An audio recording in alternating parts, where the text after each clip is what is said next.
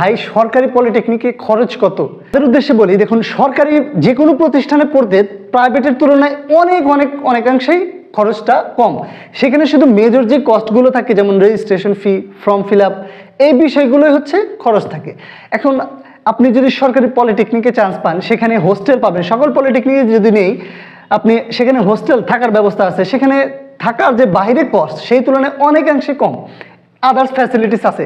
এবং মেজর যদি কস্ট আমি একাডেমিক বলি, তাহলে সরকারি পলিটেকনিকে ধরেন আপনি একটা সেমিস্টারে সামথিং ধরেন 1200+ এই টাকার রেজিস্ট্রেশন এবং ফর্ম ফিল আপ ধরেন সামথিং 1200+ বা এরকম সব মিলিয়ে সর্বোচ্চ ধরেন 2500 থেকে 3000, এর ভেতরে হচ্ছে একটা সেমিস্টারের সর্বোচ্চ খরচ। আর সেইখানে আপনি বৃত্তি পাবেন হচ্ছে একটা সেমিস্টার 5000 টাকা। যদি এইটা তুলনা করেন আপনি, তো 5000 টাকা যদি বৃত্তিও পান, আর 3000 যদি খরচও হয়, তাও 2000 টাকা নিজের হাত খরচ থেকে যায়। মানে কারিগরি সেক্টরে আবার এই বৃত্তির একটা ব্যবস্থা আছে, সো এটা হয়তো অনেকে জানেন না। সো সরকারি পলিটেকনিকে খরচ একদমই কম।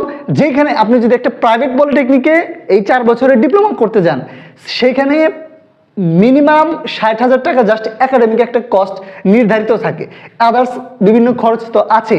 সো যাদের মনে এই প্রশ্নটা বারবার ঘুরপাক খাচ্ছিল, আশা করি তারা প্রশ্নের উত্তর পেয়েছেন।